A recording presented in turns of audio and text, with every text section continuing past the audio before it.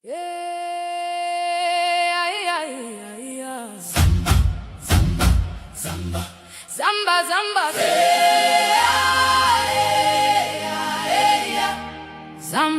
zamba, zam, zam.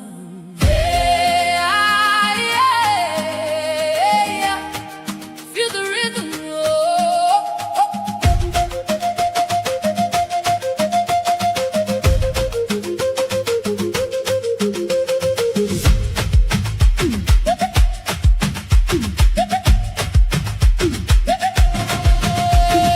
Sunrise paints the sky in gold. Heartbeat stories left untold. Dancing rivers call our names. In the village, feel no trace. Feet on earth, hands to the sky. Children laughing as we fly. Drums awaken every soul. Let the spirit make us whole. Sing it loud. Join the crowd. Lift your voice. Let it roll. Zamba, zam, zam. This is home. Zamba, zam, zam. Lift me higher. Joy like fire. Never tire.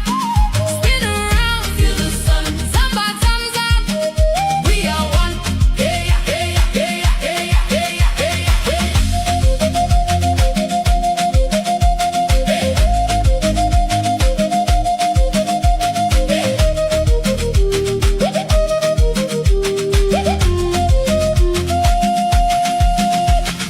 Golden fields and mountains tall. Hear the echoes, hear the call. Through the valleys, through the street. Life is richer than our dreams. Voices rise, hearts collide. In this rhythm we confide. Stories dance with every beat. Zamba, zam, zam, feel the heat.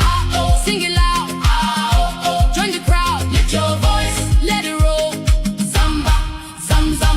This is home. Zamba, zam, zam. Lift me higher. Joy like fire. Never tire. Spin around. Feel the sun. Zamba, zam, zam. We are one. Hey, hey, hey, hey, hey, hey,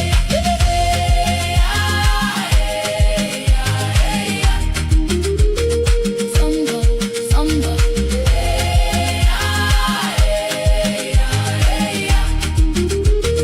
Zamba, zamba. Feel the drum, feel the rain. Dance away every day. Feel the drum, feel the rain. Dance away every day. Zamba, zam, zam. Lift me higher. Joy like fire. Never tire. Spin around. Feel the sun. Zamba, zam, zam. We are one. Hey, hey, hey, hey, hey, hey,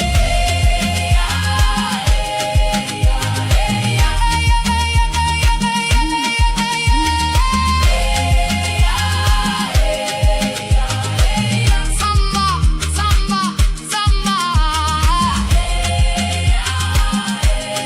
This is home.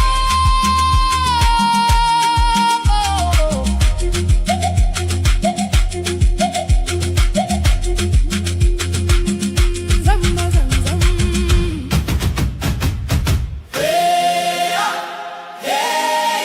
Zamba, zamba, zam, zam.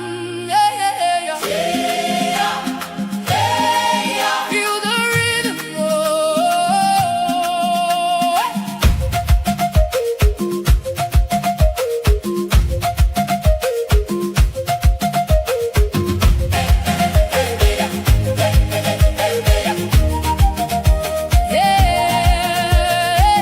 Zamba, zamba, zam, zam.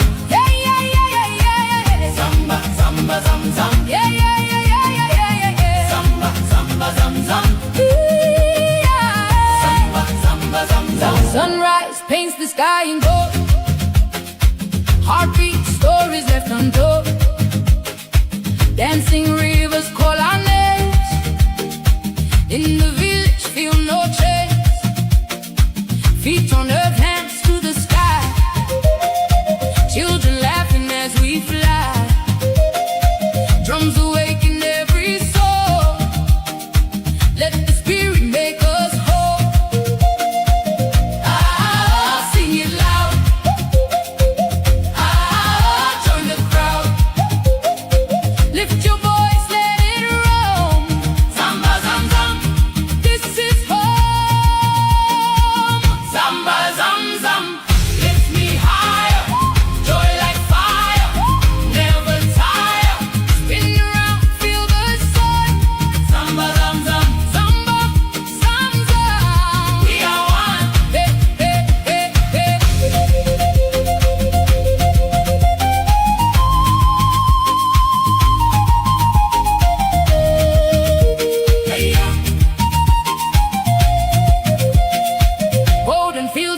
mountains talk. Hear the echoes, hear the call. Through the valleys, through the streams, life is richer than our dreams. Oh, voices rise, hearts collide. In this rhythm we confide. Stories dance with every beat. Oh, zamba, zamba, feel the heat. Oh, ah, sing it loud, sing it loud. Ah, join the crowd, join the crowd. Lift your voice, let it roll. Zamba, zam, zam, this is home. Zamba, zam, zam, lift me higher. Joy like fire, never tire. Spin around, feel the sun. Zamba, zam, zam, zamba, zam, zam. We are one.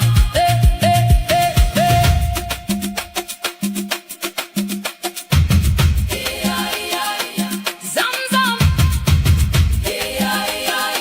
Zamba. Feel the drum, feel the rain, dance away every pain. Zamba, zam, zam, lift me higher. Joy like fire, never tire. Spin around, feel the sun. Zamba, zam, zam, zamba, zam, zam. We are one.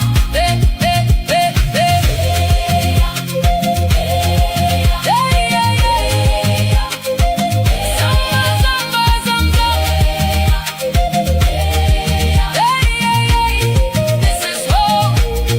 Oh, oh, oh.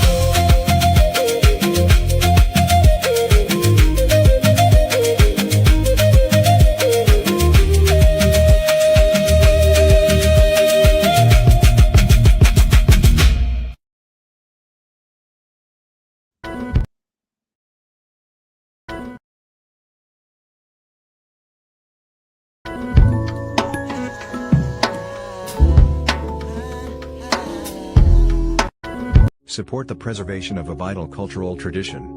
Vodou faces erasure and misrepresentation in today's world. Your support ensures Vodou's future and cultural integrity. Help preserve this vital culture today. Honor and respect, honor and respect, honor and respect. Divine all blessed greetings and salutations. It is another edition of Revolutionary Hoodoo, New Orleans Voodoo Secrets and Recipes. Hoodoo Voodoo 101. Brought to you by, powered, produced, promoted, sponsored, and supported by NOIVD, New Orleans International Vodou Day. New Orleans International Vodou Day exists to restore rightful dignity, authority, and global recognition to the Voodoo family of traditions. Our mission, purpose, and the motive behind New Orleans International Vodou Day, NOIVD, forms a single coherent vision to protect, unify, and elevate Vodou and Voodoo as living world traditions with living, breathing ancestry, cultural authority, and diplomatic presence. NOIVD responds to the urgent needs of this moment, a time when Voodoo is simultaneously sought after, while yet misunderstood and misrepresented. And our purpose unfolds across several dimensions. NOIVD exists to protect the traditions from harm. NOIVD confronts misrepresentation in the media, exploitation by uninitiated practitioners, cultural theft and commodification, historical trauma and colonial narratives, and by establishing standards of authenticity. NOIVD becomes a shield for the traditions and the communities that carry them forward. NOIVD serves as a platform for public teaching, ceremonial demonstrations, scholarly dialogue, youth, and community education. And this ensures that what the world learns about Voodoo comes from real practitioners, not stereotypes or outsiders. And we continue to strengthen our international cultural diplomacy through partnerships with the Republic of Benin, Haitian cultural and spiritual leadership, New Orleans cultural institutions, global diaspora communities, And NOIVD positions Vodou as a legitimate world religion with diplomatic presence and cultural power. We continue to invite your support, participation, visitation, promotion of these events, donations, and sponsorship of this powerful legacy and expanding international endeavor. Please continue to visit us for connection and more information about participating, volunteering, and supporting our symposium, art exhibition, Afroecology exhibit at Xavier University, Saturday, May 23rd, and our sacred procession from the river to Congo Square on May 24th, NOIVD Day, with our international delegation. And we're also thankful for your continued support and participation on all social media platforms. And for those who participate and support us on this live podcast here in chat, always, we certainly are thankful and appreciative of you. And we invite you to join us now live on platform with your mic and your camera by way of the QR code in the upper left corner of the screen or the scrolling URL. And please continue to visit us for connection and more information and updates at vodouday.org, VODOUDAY.org. Our NOIVD QR code is in the bottom right corner of your screen.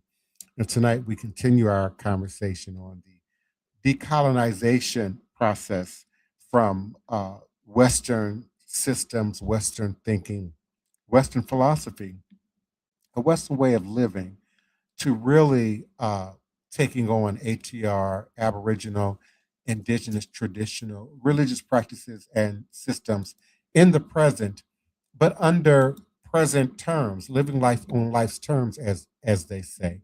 And we're certainly thankful for those who continue to show up in the live chat, our beloved, faithful community support and participants. My Mustang 1111, greetings and salutations to you and yours. Thank you so much to our beloved Daniel Neal, community member here on the ground, as well as in the virtual spaces. Greetings and salutations, Ray Alexander. Thank you for continuing to support the podcast and participating here on panel. And certainly we will be unmuting our beloved panelists and co-hosts momentarily. Brother Tyson, our executive producer and director for Respect the Voodoo, coming to you soon at a location near you, as well as an initiated member of my house, an initiated member of The Source, and a co-administrator of NOIVD. Our beloved Queen Mother, Sister Tony Val Martinez, community mother, community activist, resource person, community agitator, and certainly here to support NOIVD in our continued mission. And we're grateful for our beloved initiated Sister Bianca Johnson Plessy, initiated member of The Source, as well as a committed team member here for the NOIVD team events and podcasts. And again, we're certainly always grateful and appreciative of your continued support and participation. Please do like, share, follow, subscribe, certainly donate, support our GoFundMe, become a sponsor, and certainly you have time to volunteer to participate in this powerful and greatly expanding event. We seem to take on another region, another representation of voodoo with every week as we get closer to the coming date. And tonight we continue the conversation, decolonizing, then and now. People of power, people of spirit, people of fire and storm. If you can hear me, if your ancestors can hear me, let me hear you shout thunder tonight. Because tonight we are not just gathering, we are not just remembering, we are not just honoring. Tonight we are calling down the sky. Tonight we are stepping into a full storm, full power, ancestral uprising.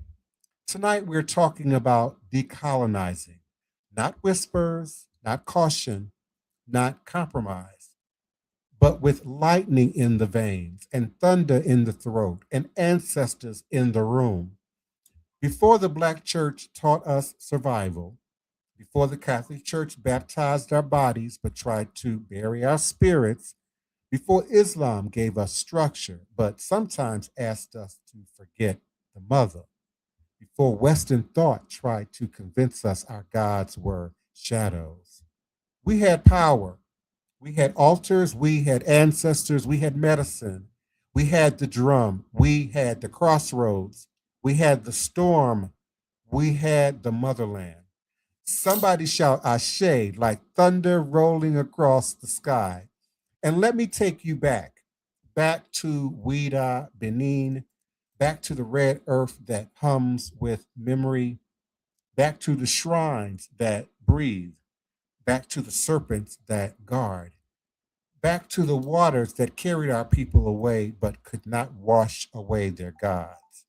Millions walked through the door of return, but they carried spirits in their hair, in their blood, in their bones, in their dreams. And everywhere they landed, the spirits landed too. In Haiti, they rose in revolution.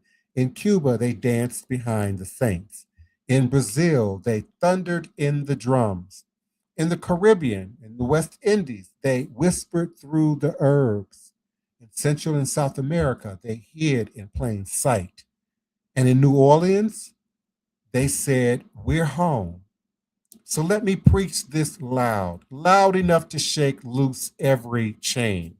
The Black church gave us refuge, yes, but it also taught many of us to fear our own grandmother's prayers. The Catholic Church gave us saints, yes, but it also burned our altars. Islam gave us dignity, oh yes, but sometimes at the cost of the feminine, the ancestral, the earth rooted. And Western thought tried to convince us that our ways were primitive. But hear me with clarity. There's nothing primitive about a people who can call forth lightning and storms. There's nothing backward about a people who can speak to the dead. And there's nothing superstitious about a people who can heal with their hands, with their voices, with their rhythm, with their vibration. If you feel that in your bones, shout fire. Decolonizing does not mean disrespecting the church. It does not mean disrespecting the Black church. It does not mean rejecting Islam. It does not mean erasing Catholicism. It means breaking the spell. It means lifting the veil. It means calling the spirits by their true names again. It means reclaiming our altars, our spirits, our medicines, our cosmologies, our languages, our rituals, our birthright.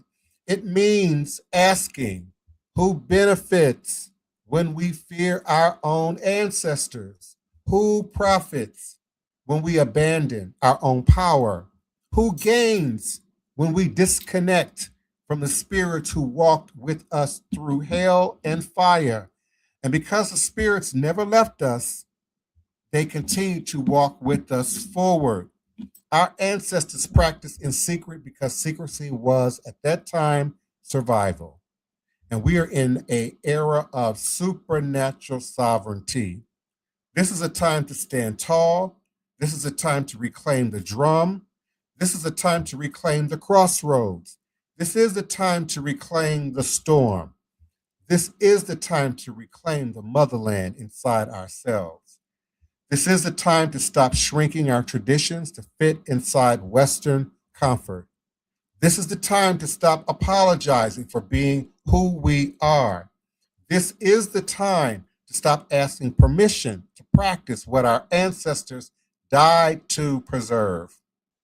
And so we stand here in New Orleans at this crossroads, less than a month away from New Orleans International Vodou Day, the city where our ancestors walk in broad daylight, a city where Congo Square still drums and hums and dances, where the river still remembers, where the spirits walk in the architecture, in the music, in the food, in the rhythms. New Orleans is not just a city. I say it again, I say it, I think, almost every night. It is a portal, a crossroads, a living altar. a storm cloud full of ancestral power. And New Orleans International Voodoo Day is not just an event. It is a homecoming, a reclamation, a revival, a thunderstorm of spiritual freedom, a revival of the old ways, a revival of the true ways, a revival of the ways that survived the ships, the chains, the whips, the laws, the lies, the shame, and the silence. So, as my beloved panelists and co hosts begin to come in, unmute, and join the conversation, tonight, again, let's talk about decolonizing our spiritual frameworks, healing from religious trauma, honoring the church without erasing the motherland, understanding Catholic syncretism without losing African identity, recognizing Islam's role without silencing indigenous cosmologies, and reclaiming Voodoo, Vodou, Voodoo with four O's, Hoodoo, root work, conjure, all ATRs as living, sovereign traditions. Tonight we step into the fullness of who we are. Tonight we return, not to the past, but to the truth. Tonight we open the door that was once called the door of no return. And we walk back through it with our heads high, our spirits strong, and our ancestors encamped about us. Because the ancestors are not waiting, they are already here. And they are saying again, it is time. Say it all with me. It is time. Asheo, Ashe, Ayibobo. Please do come on in, Ray Alexander. We certainly appreciate you, Brother Tyson. Our beloved Queen Mother, Sister Tony Val. Please unmute and join the conversation as our beloved moderator. And our beloved Bianca Johnson Plessy. Please unmute and come on in. What say you all this evening and how you doing? Good evening, everyone. Good evening. Good evening. Good evening, panel and listeners. When you speak on decolonization, it makes me go back to Cuba when Castro overthrew the regime and so many Cubans left. He also put out all the religions that the Cuban people were practicing, except for Santeria, root work. They didn't mess with those people, but he put out the Catholic Church. He put out all the Baptist Church, all the other churches that were over there. But apparently he didn't mess with the Jews because they were closed. They didn't have Cubans, converting to Judaism. So he pretty much left them alone. But the traditional religions that we have here, he put them out as part of the decolonizing process to decolonize his people. And frankly, I thought that was a great move. That's it. Yeah, that's interesting. Yeah. My husband was Cuban and we had a lot of discussions. He talked as much as I talk. So, we talked about everything and I was very interested in what happened in Cuba and he was there. And, but I thought, thinking about it, I thought it was really good because the Catholic Church basically was the beginning of the colonization program process anyway. And it would have came to his defeat if he would allow them to stay there and agitate and secretly go behind his back and, try to overthrow him from a religious standpoint. Because mostly that's where all the great wars and stuff like the Crusades and stuff start with religion. Sister Tony, can you hear me? Okay. Yeah. I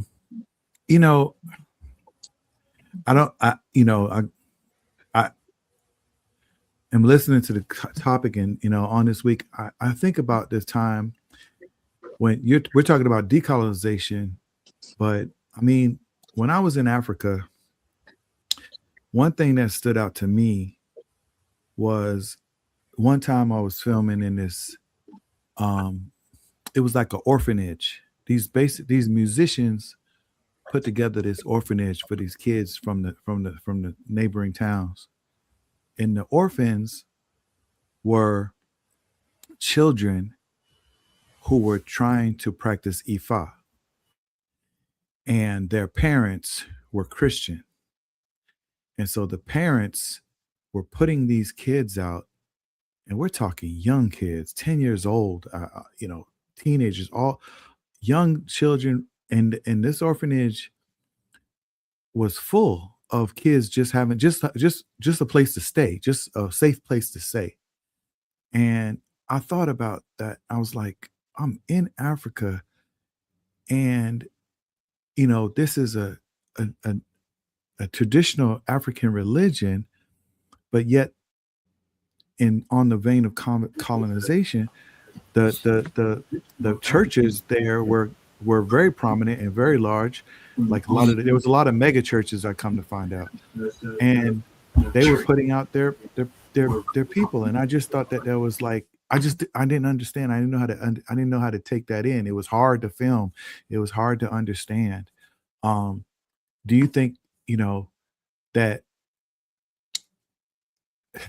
do you think, I don't know, it's just something I wanted to share. I wanted to express it, but I'm like, how is that still possible in today's society? And is it because of education? Is it because of power? I mean, I just don't understand. Like I said, the churches were full, but the people who wanted to practice Ifa, that was still taboo in some parts. And I'm like, how does that work?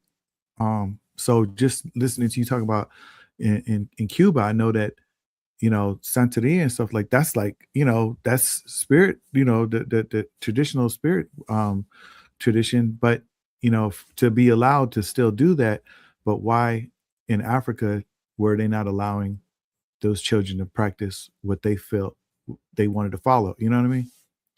That was because the church was still there. The church is always about power. The church is the beginning of power.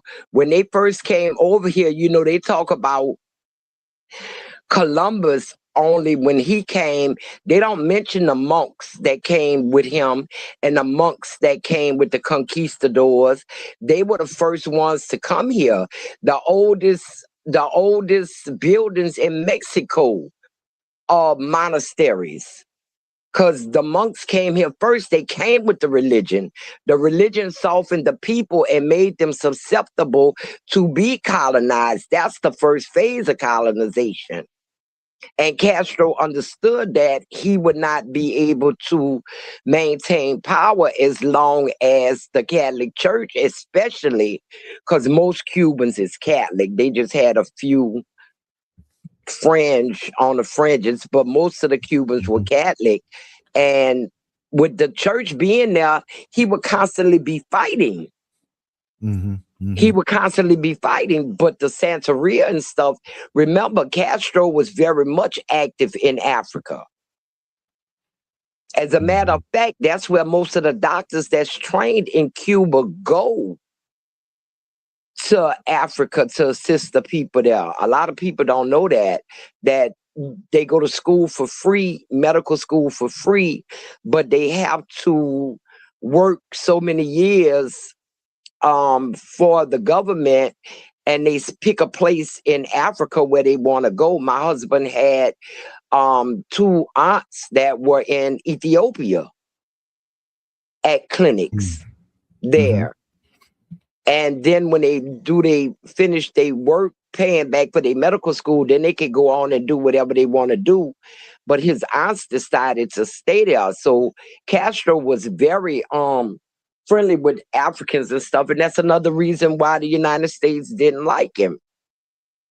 And he put the Catholics out. That was another thing.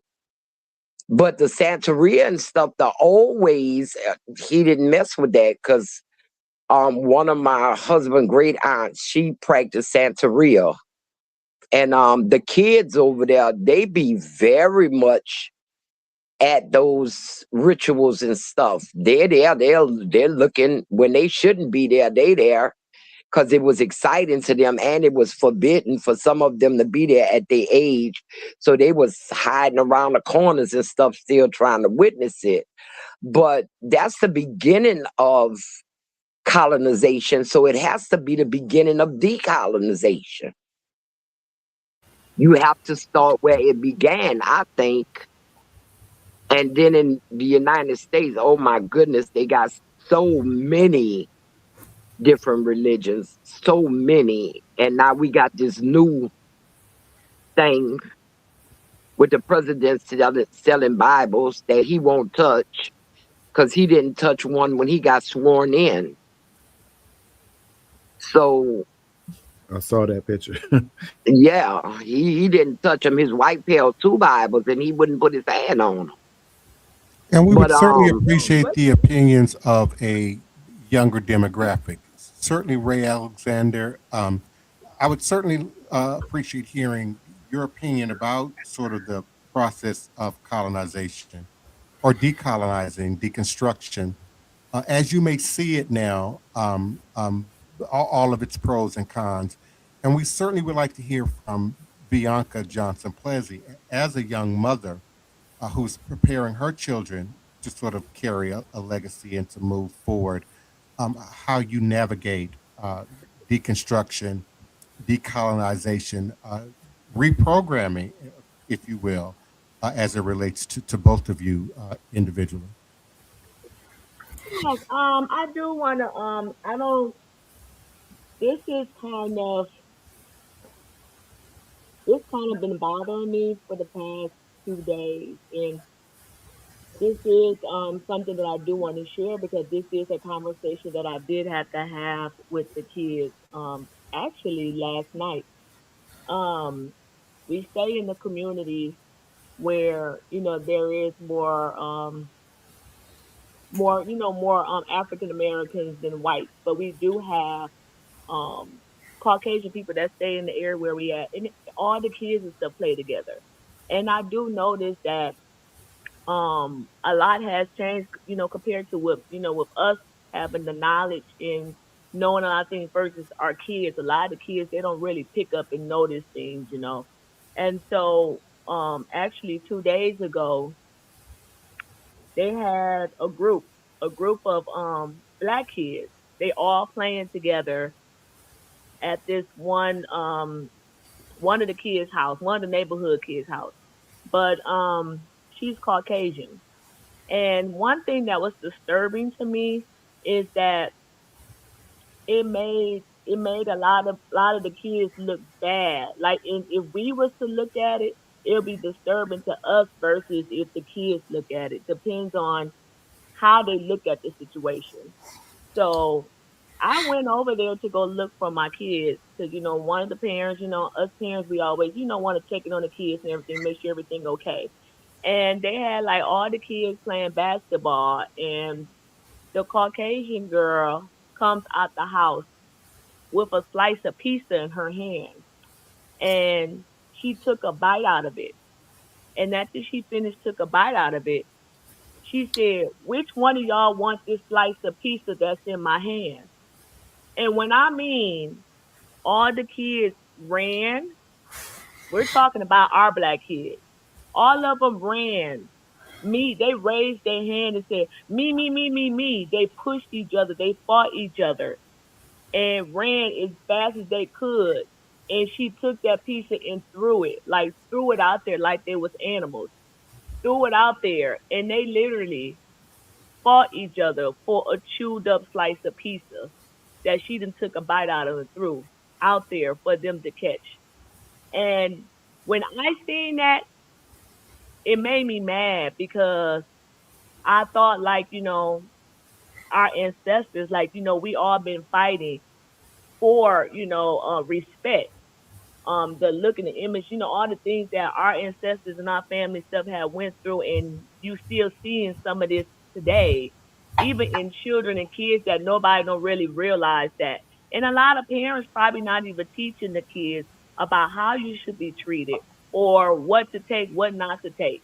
And so when my daughter was out there, I told her to come here. She wasn't in the crowd, but I still told her to come in the house, and I had a conversation, and I talked to them, and I explained to them about all the things that's going on, like even with the war, like the world, like this, the way how they treat people, how you need to go out here and educate yourself, understand your ancestors, who you are, who you come from, and also be able to open up your mind, be able to see these things and notice these things and realize these things and understand of how you can make a change in these type of society by teaching these people or telling these people learn it. And that is where we come in at as an adult to be able to teach and show our kids and help them understand what our ancestors had went through and what they had to fight for and how we need to do a little bit better job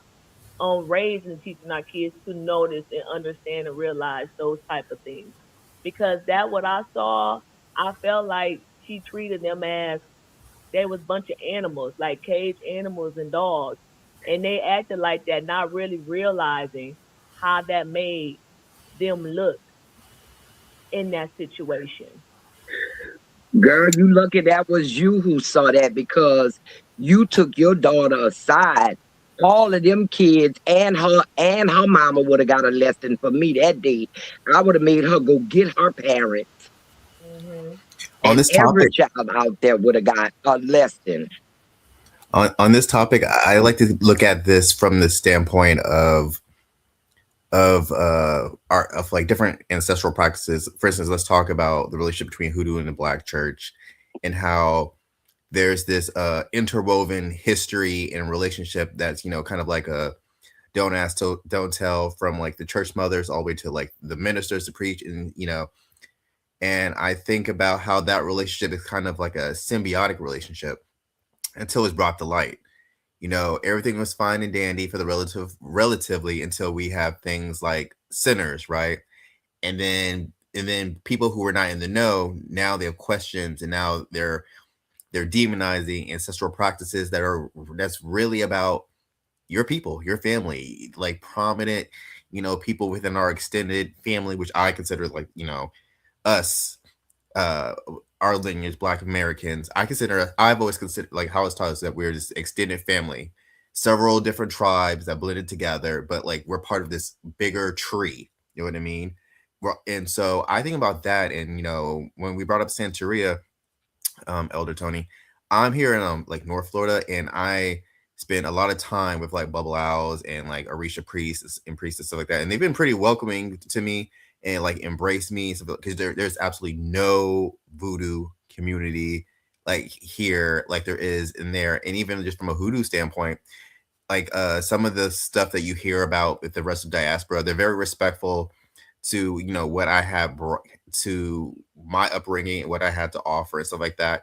But like I think that there's, in like when it comes to like Lukumi Santeria, it's more immersed there. Like I know like for instance what Bible House Eli, I've seen a lot of children who are like, or who have done their year in white or in their year of white, you know what I mean?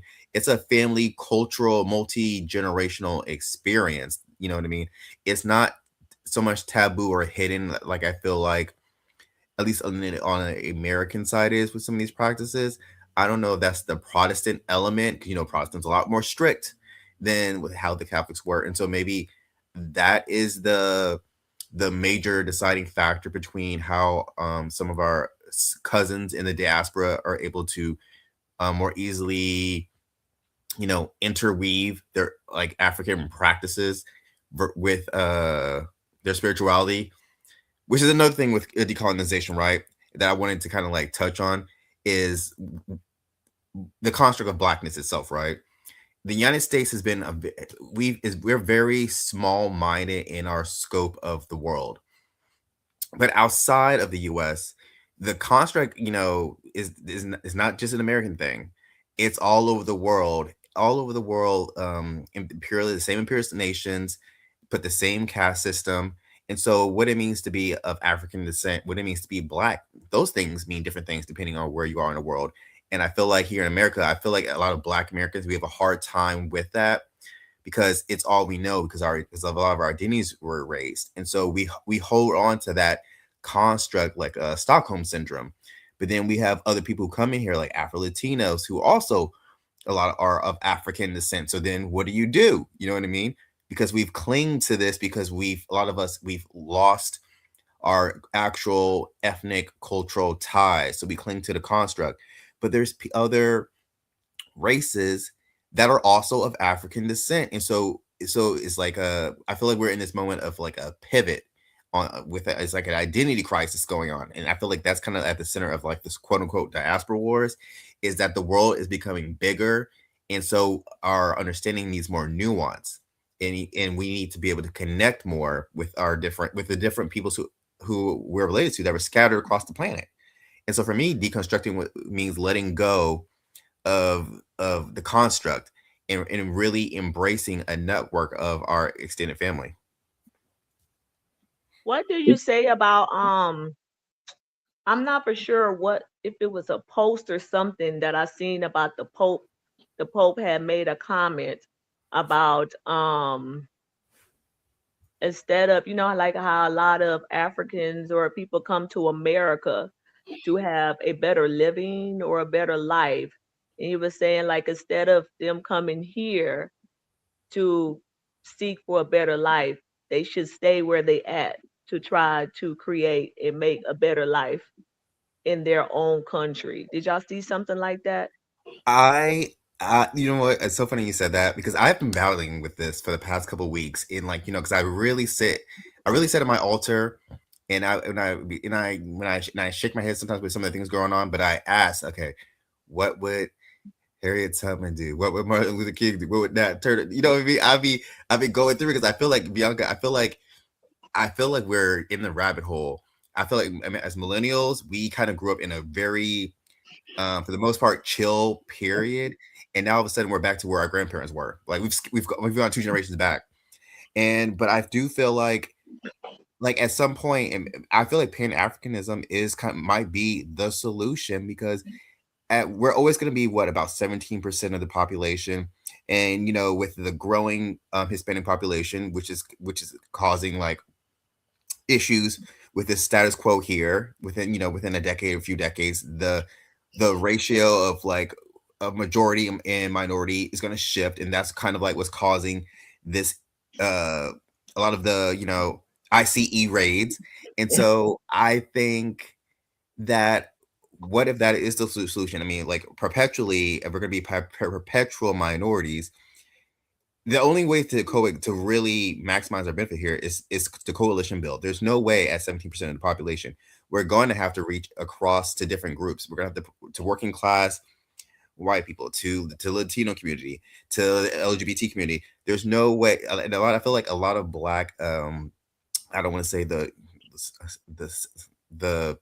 scientific term.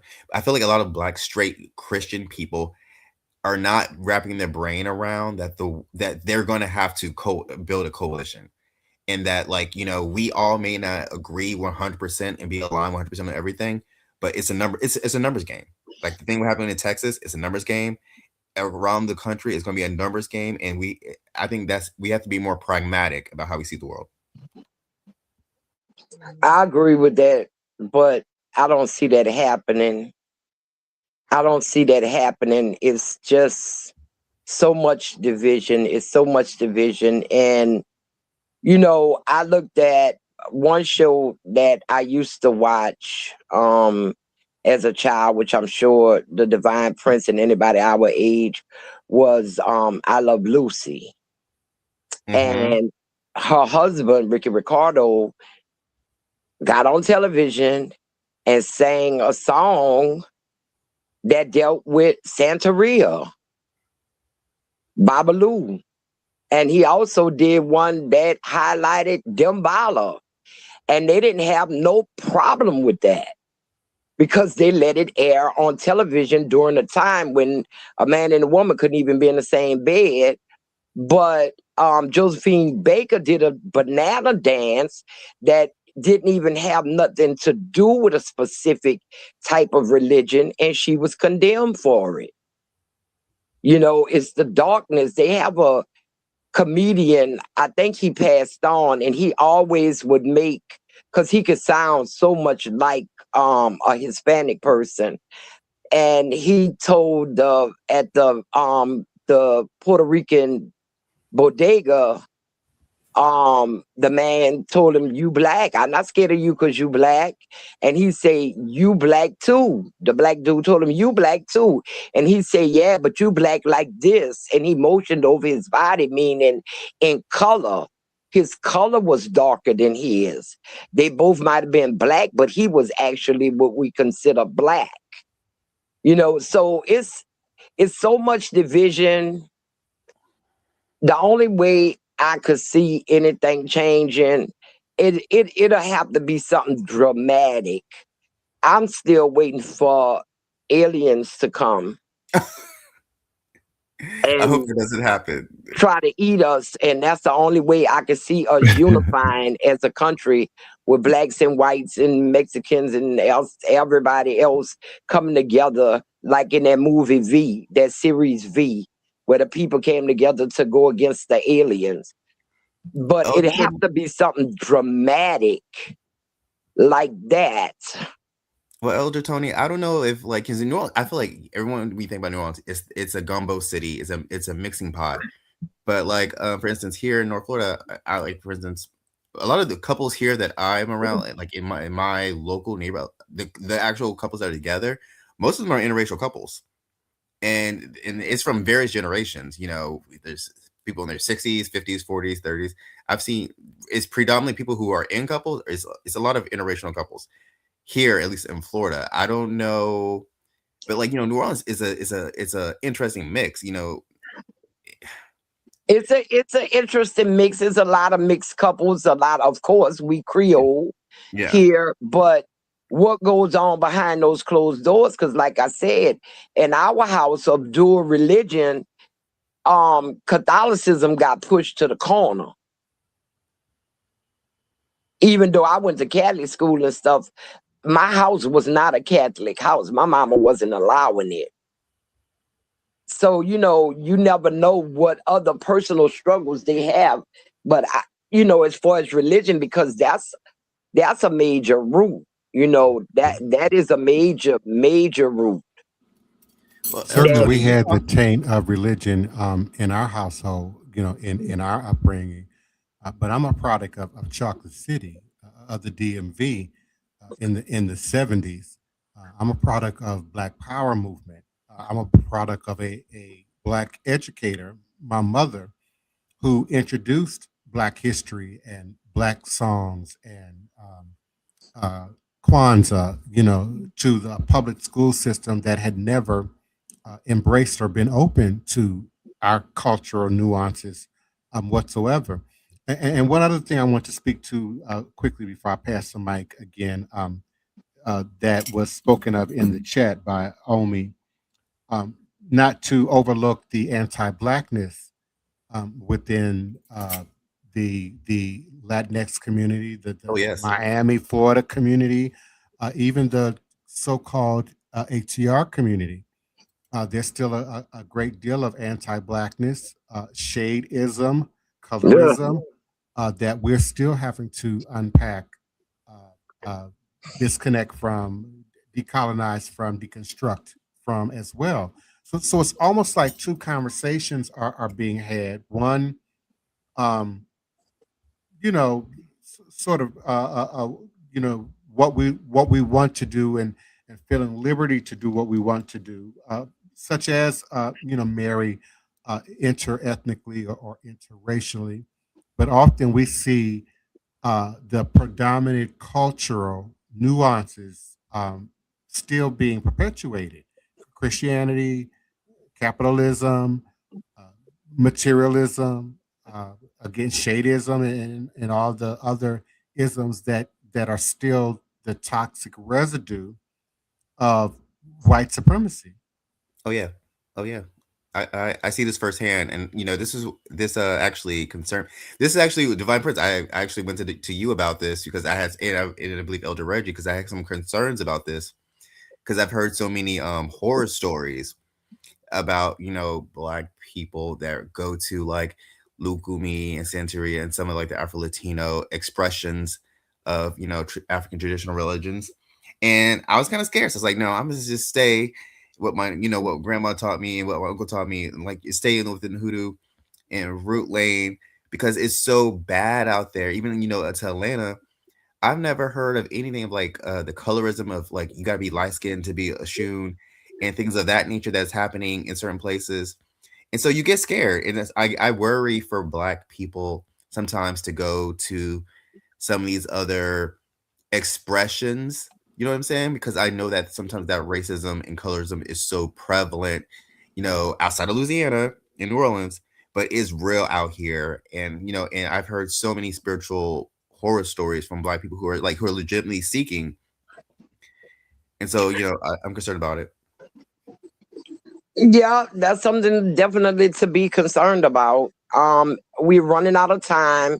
I have to pass the mic over to the Divine Prince to get out the thank yous and everything to our listening audience. So happy that they took time out of their busy nights to join us here. And Divine Prince.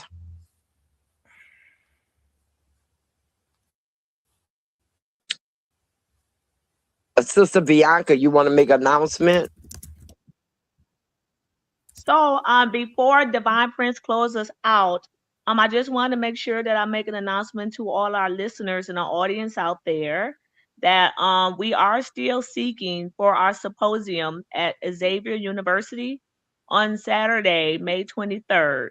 So please, as if you like have any art or anything, you know, we are still looking for volunteers. You can also visit a website for the form, and that'll give you like information for artists and volunteers and participate. So if you guys are interested on stuff, please visit our website. We are still looking for volunteers, artists, and participants, and that will be on Saturday, May 23rd at Xavier University. Can I Thank say you one thing? kindly. Go ahead. Okay, it'll be very quick. I just wanted on this topic, I wanted to say how thankful I am to like all of you, but I definitely want to give flowers to Bianca and Priest High. I would definitely want to put respect on your name, and Elder Tony, because you guys don't realize it, and to you this might be like a little 45-minute or hour here or there, but you're speaking to a whole country, you know, of like people who are looking and seeking and they're finding spirituality. And yes, the globe, but there's a country of people who you don't realize how much you impact. And to have someone who can walk in their shoes and speak their language and know their peaks and valleys, I don't think you guys know how powerful of a platform you have. And so I really just want to say how thankful to you are for taking this, you know, this moment out of your day every night. And so Bianca, you know, you're in the same age range, but you're phenomenal and you're extraordinary and you're powerful. And I'm just so appreciative of you. And Priest Ty, what you do is so amazing and nuanced and so, you know, modern in your thinking process. And I know if young generations give you your ups, but I'm giving you your ups. And then Elder Tony, you are a force of nature. You are so wise. You are so unrelenting, and you are iron and you are fire. And I'm just very proud to just be able to learn from elders. So I just wanted to say that to you. Thank you. Well, thanks, young blood. Thank you. I really appreciate that. That made me happy. Well, indeed, all is a blessing. It is important to, again, create shared sacred space where people can move forward in the decolonization, in the deconstruction process, in a safe environment, and not allow sort of the illusion of a block, the issues, the complications, the obstruction to prevent us from truly resurrecting our power, our great and spiritual power. And we're certainly thankful for those who continue to listen, support, and participate by way of our various Facebook pages, profiles, and groups. We're thankful for our regional, local, national, and international listenership by way of LinkedIn, YouTube, Twitter X, and always thankful for our IG Instagram listenership and participants. Brown Sugar Baby, we certainly appreciate you for your support. Official Kali Rose, thank you so much for your support. Lord have mercy, we certainly appreciate you. Bucky Raw, LBM27, we appreciate you for joining us. Broomfield Jamie, my beloved cousin, we certainly appreciate you for coming through. Raymond, we certainly appreciate you for coming through as well as always showing up on panel. The real Cyril Kodu, we appreciate you. WDB273, thank you so much for coming through. Mount Matt Time or Metarine, please forgive me for mispronouncing your name, but I certainly appreciate you. Brown Skin Magic joined us. Thank you so much. Lucky Gator Fragrances, we certainly appreciate you. Mama Fatima, greetings and salutations to you and yours.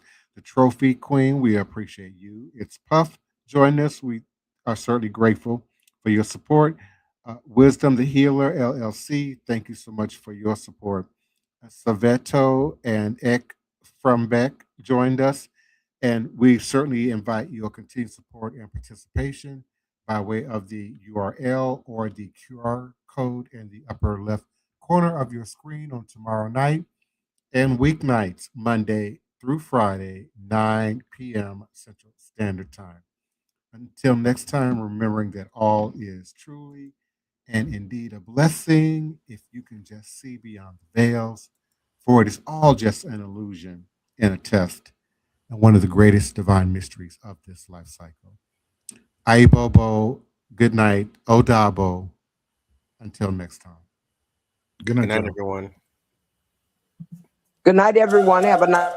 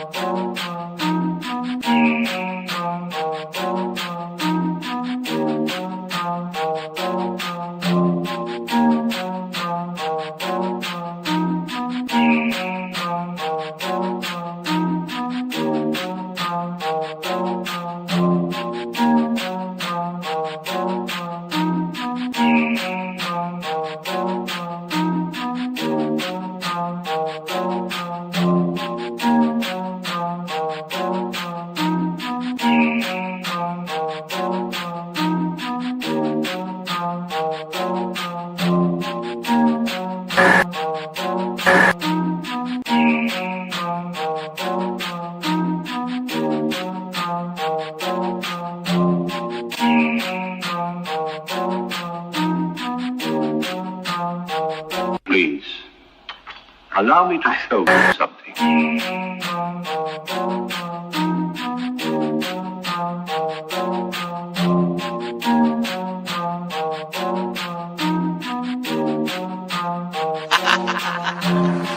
They say I'm crazy and that might be true. I got this white in my DNA, yet I'm coming for you. It's time we turn the tables, flip these motherfuckers on you. I wanna see you hanging from trees. It's time you pay for your dirt and your showtime. You created the monster, you created the beast. Now all this savagery you just gon' reap. I'm coming home, daddy, to the plantation, and I'm taking the lives of everybody, including the children, on some Nat Turner.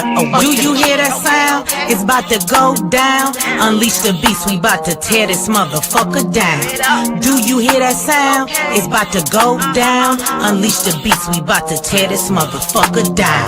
I met my girl Harriet at the gate. If you wanna know how she doing, yeah, she's straight. But she had one question: when we gon' get up? All that talking tough, yeah, we don't walk it tough.